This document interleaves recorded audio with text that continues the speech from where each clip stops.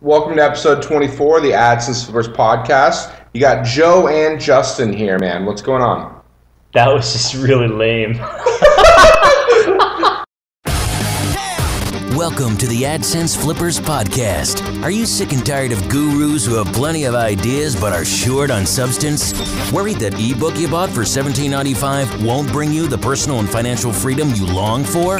Hey, you're not alone. Join thousands of others in their pursuit of niche profits without the bullshit. Straight from your hosts, Justin and Joe of AdSense Flippers.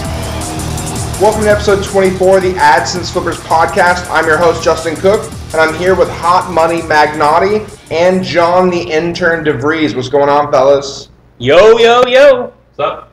So we're going to be doing things a little bit different today. We're going to slow it down a little bit. We're doing kind of the fireside chat, so to speak, and we're just going to kind of talk and see how it goes.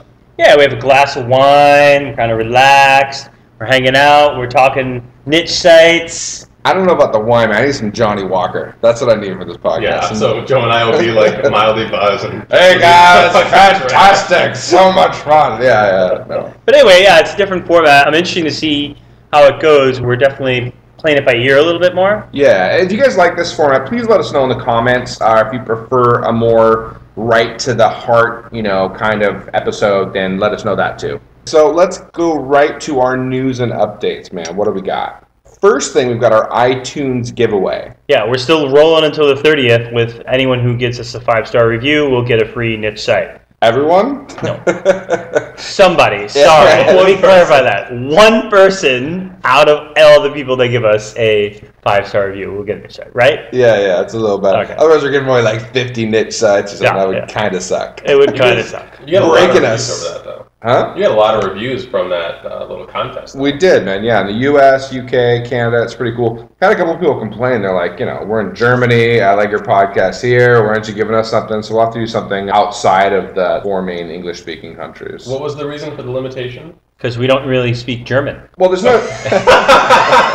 So we have no idea what they're saying. Well, there's another thing, too. I mean, I'd have to go through each country, like Estonia, and find out how many reviews we have in Estonia. That's kind of miserable. I thought there was some kind of limit. No, man, you have to go into iTunes and select the country. Gotcha. So it's kind of uncool. Oh, by the way, I should mention we have John the Intern DeVries with us today on this podcast. We're going to be going to the heart of this week's episode, which is all about misconceptions about niche AdSense sites, misconceptions about AdSense flippers. I think it'd be really interesting. Some of the ideas he had before he even got here. Continuing with the news and updates, though, we did the House of Hope thing. Joe, talk about that for a second. Yeah, well, the boxing event I think went really well, and they were the primary beneficiary of the boxing event. We went over there, took some pictures with the kids. It's for cancer patients, children cancer patients that come from the surrounding countryside, need a place to stay while at the hospital. These are kids with serious diseases and debilitations, but we were able to brighten their day, make them feel really good. Had them try on the boxing gloves, did some posing with them, and I hope we just made them a little bit happier. Yeah, it was cool. I mean, they were a little nervous at first, kids, but... They were quiet. Man. Yeah, really quiet. But I think after a while, we started goofing around. I was trying to speak some Visaya. They were laughing at me, and that was kind of fun. And we brought them some lunch. More importantly, I think we were able to bring them some, needed medical supplies. I just wish we could have brought more. I wish we would have made, a bunch of money with the boxing event. But now that we're out there, now that we've done it, I think next year we'd probably have a better chance of getting more sponsors and making more money with it. So really, I think the best charities are the ones that are actually profitable. Not the ones where you're like, give me money. But if you can make a business out of a charity, that's the best charity there is. Anyway, House of Hope, we're going to put a link to it in the show. You can take a look. But if you have some extra money and you'd like to donate to them, I'm sure they'd be willing to take food, supplies, that type of thing. Next thing we just had some sites for sale on our Buy Our Sites page, but they are gone, dude. We sold them. Yeah, I mean, we have one package left, so, get it while you can. But we were going to, hardcore promote the Buy Our Sites page on this podcast, and it doesn't seem like we need to because, man, they went really quick. But, hey, check it out. The package, the one last package might still be available by the time you guys hear this. Well, let's talk about that real quick. So we introduced a new thing. Instead of just individual sites, you can buy packages similar to our flip auctions. So you can buy a package of 10 sites earning X a month. And we have that now on our Buy Our Sites page. And update's just the same. So last 30 days, last 60 days of revenue, it has all the information. Yeah, I really love this. I think it's very powerful because it's actually has an advantage over the flip-up auctions in the fact that the stats are updated automatically through the AdSense API. So you get a daily account of exactly that package is going for in every site within that package. So you get a good diversified, 10 to 15 site kind of package that covers many different niches, many different types of earners, all the way from really low earners to kind of some medium earners. And it gives us the ability here to put together some interesting stuff. Yeah. John, I'm not sure you heard about this. We did the Flippa post about, the problems with Flippa. Mm-hmm. And shortly after that, like the day after, and they've been working on this for a while. It wasn't our doing that caused them to come out with this, but they came out with verified AdSense earnings. So basically, they have a similar system to ours where they'll plug into the AdSense API, verify the earnings on the sites, and then you can actually look at what their claimed earnings are versus what the actual are. This is a day after your post. Yeah. Pretty crazy. Was that one of your gripes? That was one of the gripes, yeah, that they don't verify earnings. So last talking point I want to mention is an article on The Verge. It's called Scam World. You guys heard about this? No, I haven't. Okay, so there's an article on The Verge, and it talks about internet marketers, and it says it kind of puts off that, well, there are some internet marketers that do real marketing, but, a blanket statement, 99% of them are horrible, and here's what they'll do. They're just trying to get you to opt in, so they can then take your email address and hopefully get your phone number and have some telemarketer scam you on like a $5,000, $10,000, $20, internet marketing package. That's the goal. Like they talk about Frank Kern, some other guys, some other, major product launch kind of internet marketers, and really kind of throw them under the bus. Funny thing is, at the end of it, they mentioned some book, and they have an affiliate link to it at the end. So you're kidding me. No. Oh, no. Anyway, they go on a tirade about internet marketers, but the truth is that I felt a little sketch about internet marketers before we started this. I know Joe did. Joe really did. He thought they were mostly crappy, and I knew there were a few because I'd found Pat Flynn and stuff at that time, but that were good. But yeah, both of us I think thought that mostly internet marketing is a little sketch. So many get-rich-quick scheme kind of guys that I was really turned off by that element. But I guess you have that in any sort of sales-heavy business. Yeah, the mortgage company too. Pulling on people's heartstrings in their house and saying, "Oh, this is your biggest investment. This is everything that you have. You should take money out. You should get the pool. You deserve it. You should get the big car." Same problem, different industry. Yeah, I think that's abused anywhere, and I was definitely negative thinking towards it before I got into it in 2010, 2011, and then there's good people here in the internet marketing community, and you just have to look for that, and you need to wade through the bullshit and make sure that you find the good one. Well, we're talking a little bit about misconceptions. Let's get right into the heart of this week's episode. The AdSense Flippers Podcast. So it'd probably be a good idea to give a little intro into the heart of this week's episode. It's all about misconceptions with niche AdSense sites or with AdSense flippers in general. I was having a conversation with John, the intern, the other day, and we were talking about some of the things that he thought when he was coming out here to the Philippines that proved to be a little different or untrue, or he had a preconceived notion about how things were. And we thought that'd be kind of an interesting topic to discuss on the podcast. So we have John here to kind of go through some of those questions he's thought up in the last 24 hours and kind of just roll through it. The first thing I thought is that you guys live in a little shack. Especially when you're on the way from the airport, I bet. Oh, my word. Yeah. Yeah, dude, we were trying to freak him out, too. It was really fun. So we're driving along the road, and the road from the airport to the house here is kind of littered with shacks and lean-tos. And we kept teasing them. We're going down some little alleyways, too. Yeah. At times we're oh, yeah, we're right up here, man. We're right up here. And I could see the look on your face. You're trying to be cool about it, but you're sweet Lord, what did I get myself into? I figured everything was cool, right? But there's a little part of me that was am I going to show up and have this really crappy room in this little tiny space? With, I don't know. Poor bastard. All right. So I guess the first thing when you sat me down to talk about this is I really had no idea. I don't want to put this poorly, but I didn't realize actually how easy it was to earn some money with AdSense, right? I thought it was probably really difficult to actually make any sort of decent income with AdSense sites. Yeah, I would say as long as your keyword research is good, it's definitely fairly easy to earn money with AdSense sites. Earn something. Yeah.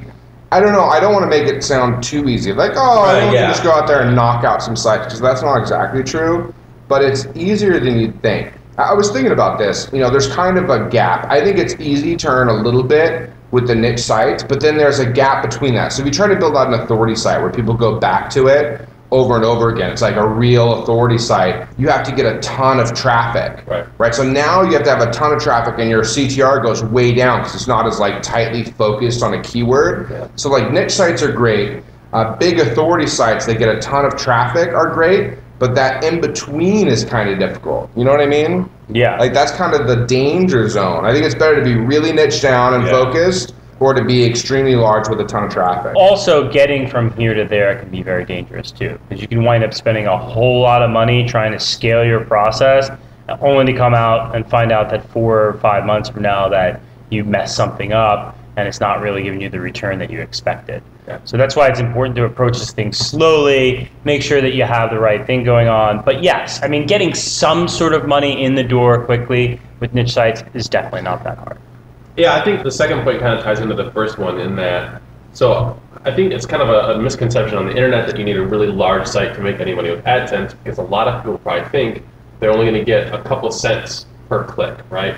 So coming out here, I think you guys must have an insane amount of websites and an insane amount of ads and clicks, because if you're only getting 2 cents per click, it takes a lot of clicks to start adding up. Well, we do have an insane amount of websites, but but no, I think that the earnings per click thing, where that myth comes from, is because most people put AdSense on their general blog, right? That's not really about anything. Targeted. And they get those 5-cent clicks, and they go, oh my God, how am I going to make any money at this? I would need 8 million page views to make this worthwhile. Right. Yeah. How to build a chain link fence, right? I mean, there's probably not a lot of advertisers for that, so they get their 3-cent click on the one advertiser that's there, and they go, oh my God, AdSense CPC is really low. But when you're highly targeted around a particular subject, and you know that subject has advertisers, you're much, much better off. That's why the niche sites work. And that's why the keyword research, Justin, right, is so important. When Justin first taught me the keyword research, that's when it clicked for me. And I said, oh, now I understand why advertiser research and that portion of your keyword research is important. It's not just first page evaluation. It's not just finding low-hanging fruit. It's also making sure that the money is there. Right. One of the big things that I thought about before I came out here is I was really surprised that you guys sold most of the websites that you built, right? Because coming at it from a newbie's perspective, you're thinking, okay, they're spending all this money and time building all of these websites, and then instead of just keeping the recurring revenue, which is they're selling to other people, they're just moving the site and getting rid of it and then repeating the process again. And I was thinking, coming out here, why don't they just keep all the sites they ever built, and then 6 years from now, they'll have 20,000 sites balling and be making $1 million a month or whatever, Well, here's the thing. We found something that worked. So creating starter sites that earn was a process that we found effective. So we figured we wanted to scale that, at least that portion of it, right? An unknown for us would be building out a mini niche site to like a semi-authority site. That's an unknown. So we'd like to do that, and we still would. I mean, we've talked about that in a recent blog post, but that wasn't our bread and butter. So the idea was to scale it up until we were creating enough sites to where we thought it was valuable, making us good money. We've done that now, right? So we flipped them all until that point, and that's why we're starting to get into newer things, because we're at a level where we're now both really comfortable with it. So that's why we're selling, so we can quickly scale, not come out of pocket to grow our niche site creation. Yeah, and then that just took on kind of a mind of its own, where I enjoy the flipping part. I enjoy interacting with the customers and, showing them about the sites, teaching them a little bit more about the sites, having them try to expand the sites, working with them, get them up and running on their first AdSense account, whatever. I think that's a little bit more interesting than just sitting there chugging out niche sites all day. I feel a little disingenuous when we say, okay, here's how you should build out the site after you buy it from us, because we don't have as much experience there. I know, and I'm pretty clear about that. I say, look, here's how I would do it if we were doing this, and we blogged about like our new plan to build out these authority sites, but it sucks not having actually done it. So I think once we have done it and we found some success, we found out what worked and what doesn't, we'll be in a much better position to tell people, okay, here's how you do it. And honestly, we may hold on to more sites at that point as we're building them out to feed sites for sale to a higher end buyer. Yeah. So if we can build up $500 a month sites and then flip those for $8,000 to $10,000, right, then we'll be doing that. And we'll stop at that point and make money selling those sites for a while. right? And then a few of those maybe we take even further, right? But we figured that out first. So when I got out here, actually, I haven't told this to you guys yet. So as I was going through the whole process of learning about how the whole thing worked and learning from your team and analyzing the spreadsheets and stuff, it's complicated as hell, right? You guys have a lot of different stuff, a lot of different moving parts. And there was definitely a point where I was like, I'm not sure. I wasn't concerned that I wouldn't be able to understand it, but getting my mind around all the data and all the different kinds of spreadsheets and stuff you guys have is definitely a task. It's really complicated. Well, we were talking the other day, and you were like, honestly, if it was me, I probably wouldn't have started off tracking as much data as you guys did. I wouldn't, yeah. Yeah, and so we've been in a situation before in other businesses where you start off with something relatively simple, and then you kind of build on that, and you end up a couple of years later without all the data in the place that it needs to be, without the tracking set up, because it just kind of grew into this monster that's not managed. So we're pretty good at making sure that from the beginning we try to set up, recording of data that we know possibly that we'll need later. Now, we miss some stuff. There are things now that we're going, oh crap, I wish we'd have tracked this. The things you've gotten rid of too. Yeah, things you've gotten rid of. Yeah. Yeah, but I think it's more of a general philosophy than having to have an iron trap sort of process for everything, right? And our people know that too. It's that we like to track tasks as granular as possible. And when we can do that in a nice, comfy spreadsheet, we do it. And so that was done with TryBPO tasks. That was done with the outsourcing tasks before we got to AdSense. Yeah, where did that, when you guys worked for that same company, did you do it then too? Yeah. We did. Well, it wasn't done before we started doing it, right? So it was a mess. And so that was part of our job there. Our task was to kind of clean that up and start tracking and recording some of that data and putting it where it needs to be and using it for what we need it for. So we did a lot of that. We migrated from, an older CRM to a newer, slicker CRM and made sure we were putting the data in the right places. It wasn't set up right before. So these are the types of things we did there. We knew how important it was for future businesses, later businesses. Yeah.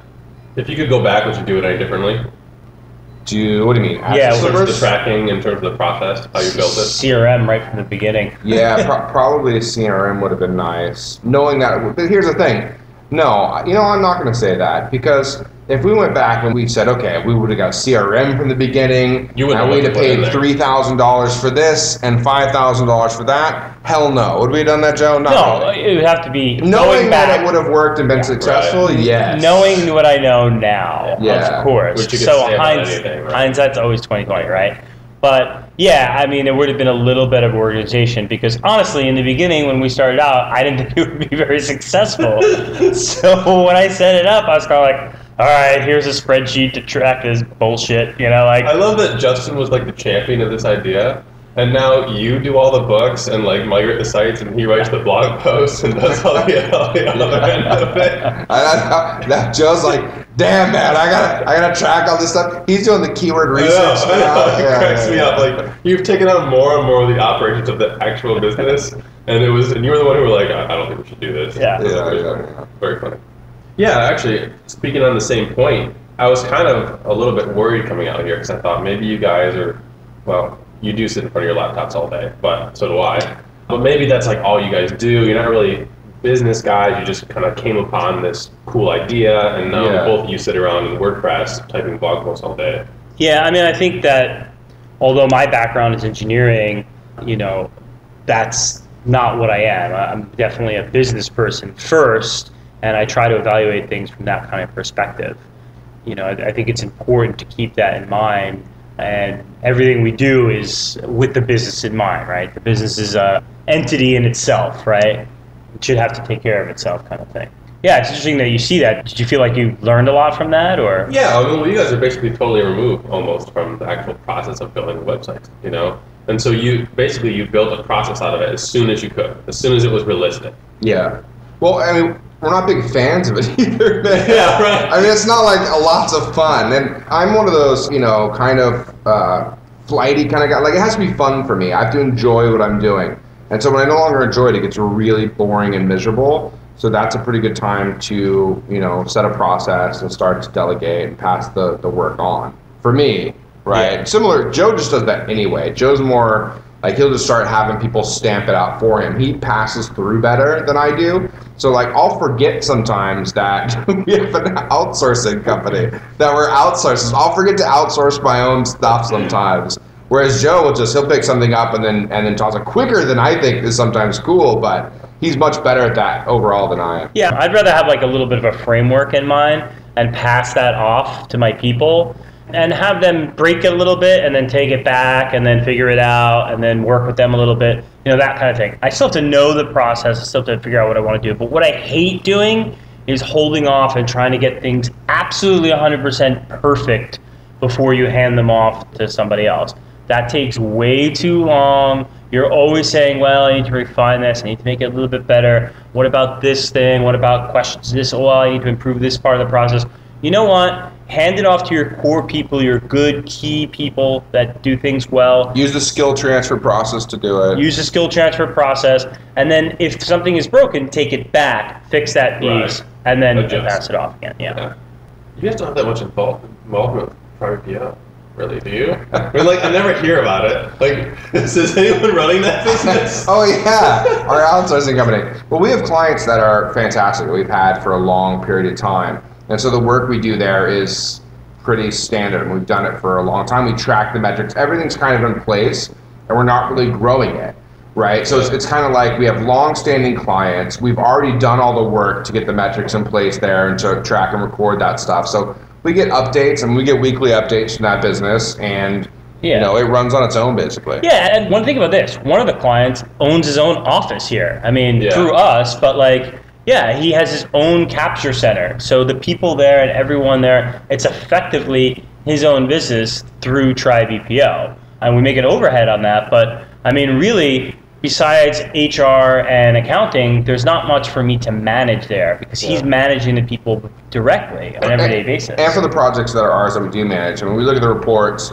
we reply to them. If things seem to be a little off, we make sure we get that fixed. But it's not a goal or focus of ours right now. We were talking about maybe the end of the year, there might be some stuff we want to do with outsourcing. And I think there's real value, especially to marketers who need help with outsourcing. I don't know, though. We've had internet marketers as customers, and they're some of the worst customers for us. That doesn't surprise me at all. Yeah, I mean, people that, I just want this person for 6 hours a week, or they think, I want two people both at 40 hours a week, and then they don't really know what to send them. Or chasing them down for payment. Yeah. I mean, already it's hard enough to do accounts receivable, especially from medium-sized and big businesses that know big businesses own you on that, right? They can leverage you when we're ready. Yeah. And you're like, oh my God, I hope these guys don't cancel. Yeah. Please pay me so I can pay my people. You know what I mean? The worst is, shady internet marketers that know that they can outsource you and there's not much they can do once they have you in arrears. So, or honestly, just internet marketers that aren't really business people, and so they've never outsourced before anyway. They've probably never had staff before, and they hear about outsourcing through some crazy other internet marketers selling them on outsourcing, and then they go, I can just outsource everything. I'll just hand it off, and they're going to be super sharp and just get exactly what I want and just do it for me. Well, no. I think they manage just their AWeber account, so they really have no idea what to do with people. Well, did you think this too before you came out here? Did you think that I can find someone in the Philippines and pay them a couple $100 a month,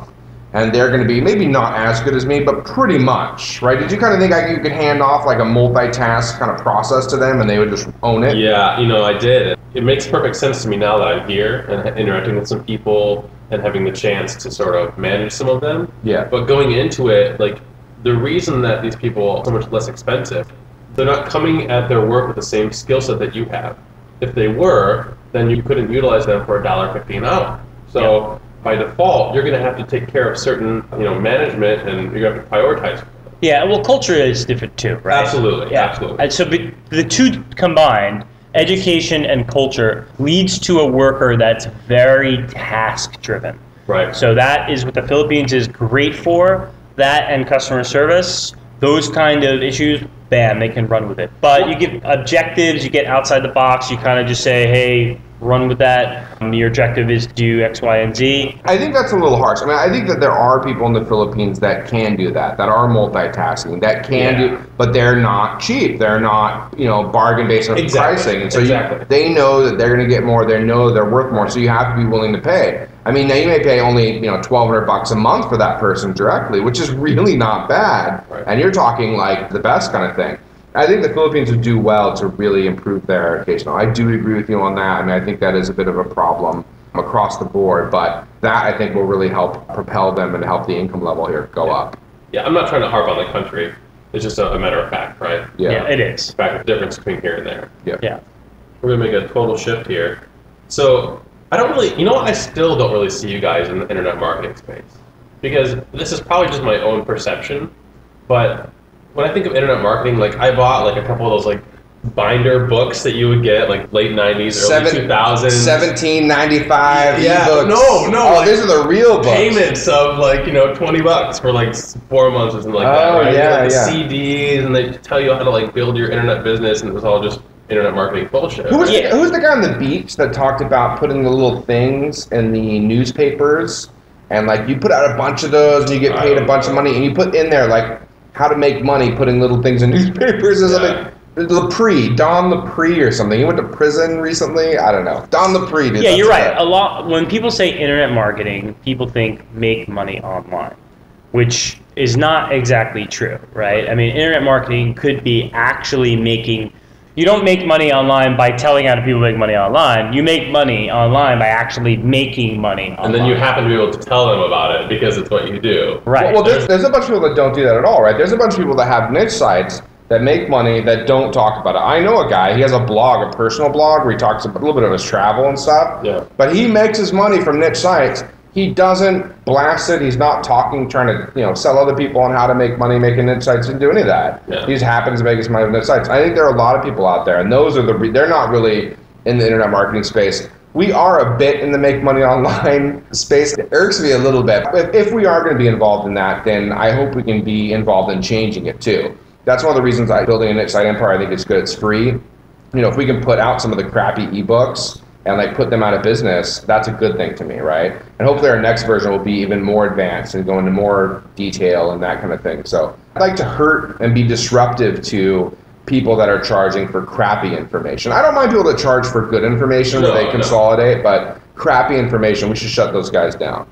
Yeah, I feel like if you guys had sold the guide, that would have distinctly put you into the IM space. At least at a low level, but you would have been there, right? Okay, so you wrote so much of the guide. I mean, you were writing that you were thinking, God, I mean, like it'd be nice if I was validated through sales of the guide to like show that I was worth. Dude, you're worth it. It's fine. Don't even worry about it. Like it's good, man. The value we got out of giving the guide away for free is worth it. I'm happy with it. Yeah, and I'm happy not to be included in that class of people that's charging for information that could have been gotten for free.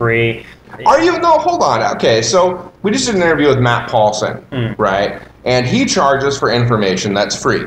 He consolidates information, sends it out in a newsletter, and he charges for that information. I wouldn't feel unhappy being in that part of that crowd. I'm fine with that. I think that's a good and reasonable thing to do. He has a free option, right? It is a free option, but it comes at the wrong time of day. It doesn't give us much detailed information. I mean, if you really want the goods, you got to pay for it.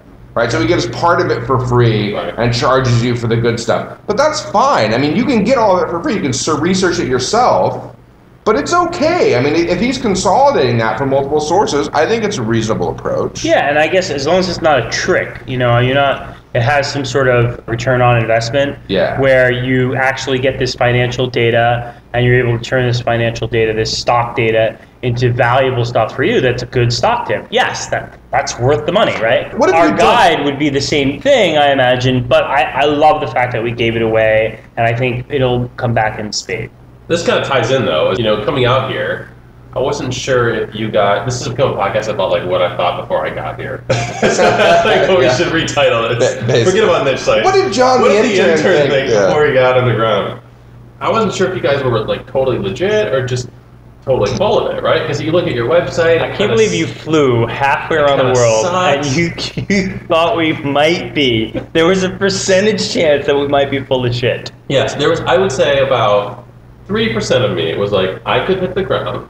And these guys could either have either A, some sort of major social or physical or problem that like something that's just really weird and you're like, I gotta get out of here, right? Or, a 97% chance that at least it was going to be okay. Like maybe I'd kind of not like you, but I'll work hard and do my job for 6 months or 2 months or whatever, and then go home.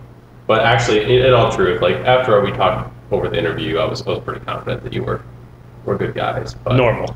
But your website sucked, so I was like, maybe. Our website still kind of sucks, man. It's like we're working on it. We're working on it. Fix. But that was a big part of it because you kind of like I would show it to people because people would say, "Where'd you get this new job?" Because I'm telling people I'm going to Asia. I'm flying. Where are you flying to Asia for? I have a job. Why did you get a job in Asia? Why don't you just get a job here? Yeah. And I'd say, well, here's the website of the guys that I'm going to be working for. And they're like, is this a scam? No, it's funny you should say that because I show people that like our income report from January. I'm like, oh, we made $45,000 in January. I'll show good friends of mine the website. They'll go like, this website is terrible. Yeah. It sucks. Yeah. I'm like, yeah, but you have to understand, but your website sucks. Nothing else matters. Your website sucks. Some people are that way. You gotta think, how many people that turns off before they even get a chance to read our content? That's bothersome too. Like, I don't know. I think you did it right. What you do first is you build the content, you build the audience, you build the tools, the business, all of that. I think you guys made a good decision there. But at the same time, a lot of people are real down on design, like, oh, design's pointless, it doesn't matter. I disagree, it does matter. As soon as I go there and I look at it, I go, and once I read it, and then I'm going to say, oh, this is cool, right? Yeah, I agree. I mean, look at thinktraffic.net right now. He just did a redesign. That's cool. Pretty sexy, man. Pretty sexy. I'm liking that. And if I first got to that site, I would say, well, okay, I mean, he's got a nice design, but what does he have to say? Right now, after I read some of the stuff, I'd be like, okay, well, this guy's good. Yeah, good. The thing about good design, it takes a lot of thought, it takes a lot of time, it takes a lot of ideas, and I think we didn't want to focus on that in the beginning. We wanted to focus on making money and getting it up and working. And I suggest that for most businesses, unless you have something that really is related to design business. Yeah, well, a design business or start. Something like directly consumer related. That if your conversions suck, then your business is going to fail. That kind of thing. Well, we know this is born out of experience, right? I mean, we've blown some money on projects that didn't have legs and we didn't know it. So after, going through a few of those, you get a little gun shy and you're like, this time let's just try to build it out first and see what happens. Let's see if we can make it work first. Right. But we are going to do a redesign of AdSense slippers upcoming. So, all right, so this kind of ties in the next one a little bit too, is this idea of, does your content and everything build trust? So when I first get to your website, like we were just talking about, immediately the trust factor goes down a little bit because this is a website about business, about selling websites. And if you don't have enough money to make your website look good, then maybe you're not legit, right? Yeah. Anyway, the reason that we're sort of trying out a new format with the podcast, right, is that I was saying to you, yesterday or whatever, I feel like I'm not necessarily talking to Justin and Joe or listening to Justin and Joe when I listen to the podcast. Right? Yeah. I feel like I'm listening to podcast Justin. We're like show. The show monkeys show come out.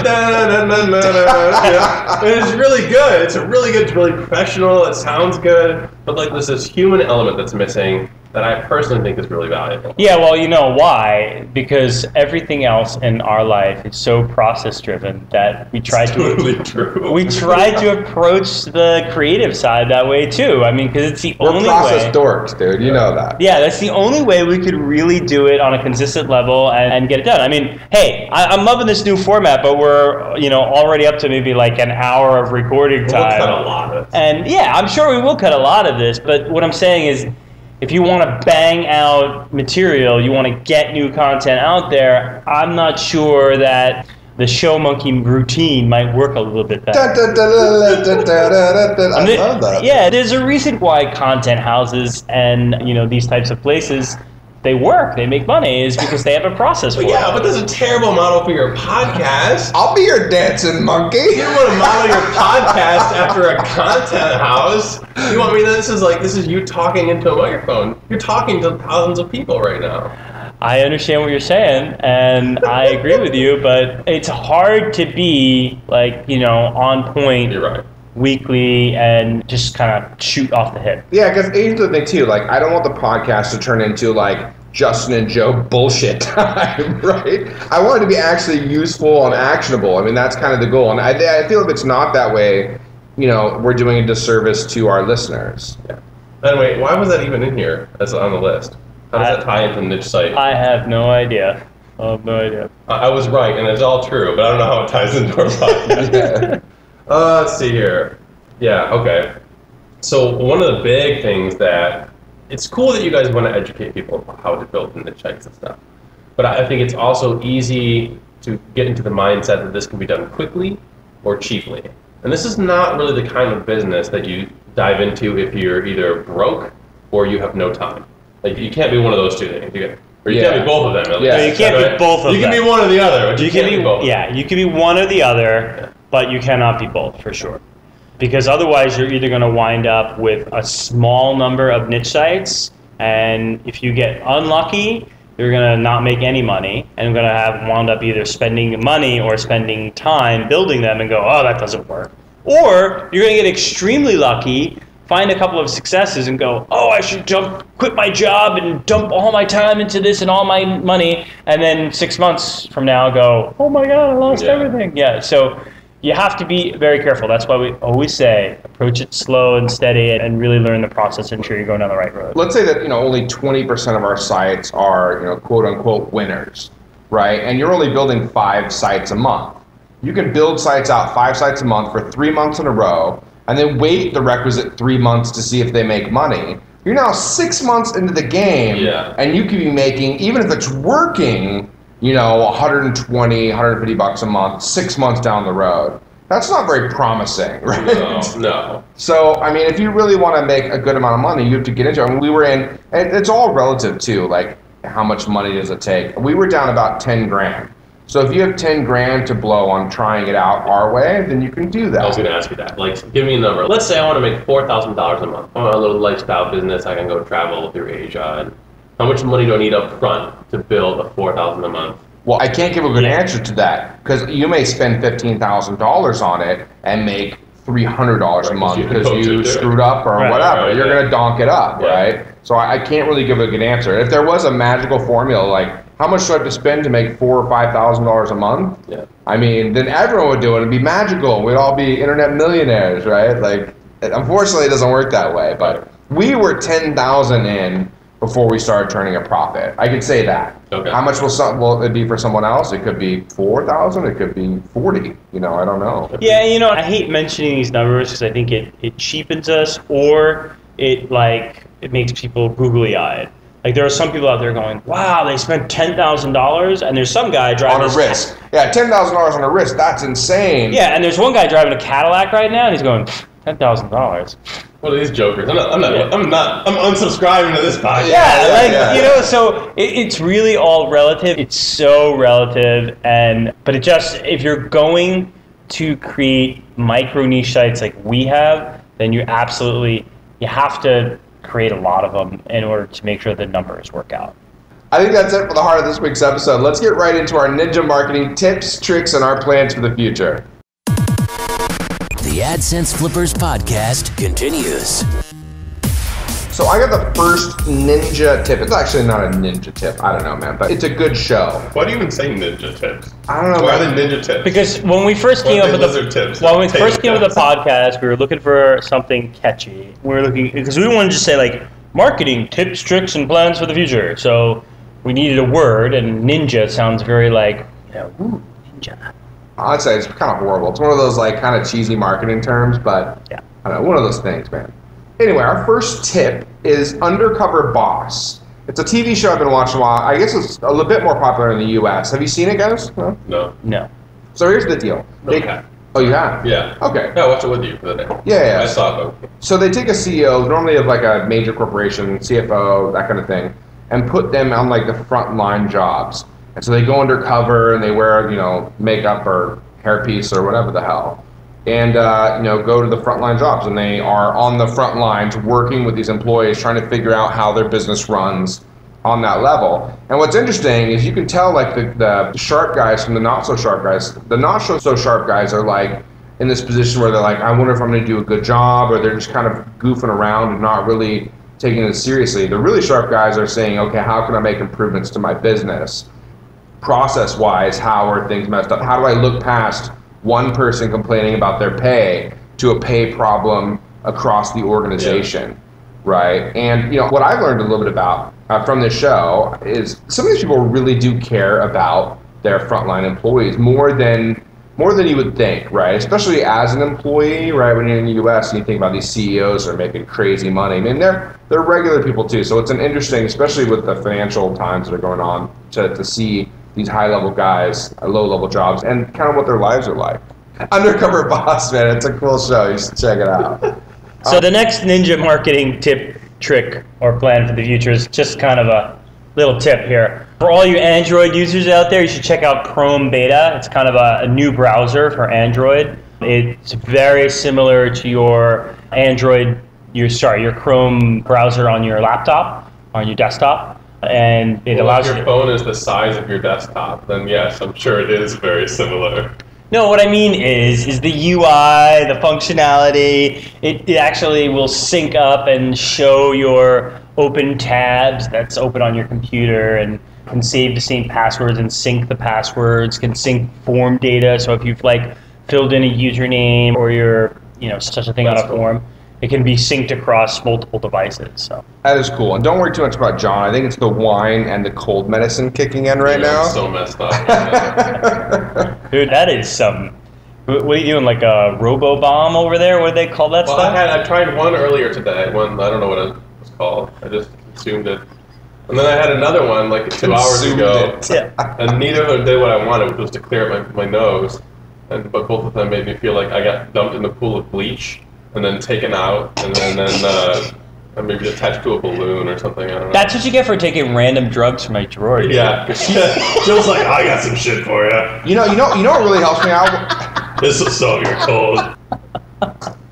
We'll leave that in. Yeah. All right. All right, well, that's it for episode 24 of the AdSense Flippers podcast. Different format. We'd really like to know what you think, so please let us know in the comments on AdSenseFlippers.com. If you like this format or you like the more fast-paced, actionable stuff, either way, let us know in the comments. You can check us out on Twitter at AdSense Flippers. We'd love to hear from you. Bye-bye, everybody. See ya. You've been listening to the AdSense Flippers podcast with Justin and Joe. Be sure to hit up AdSenseFlippers.com for more.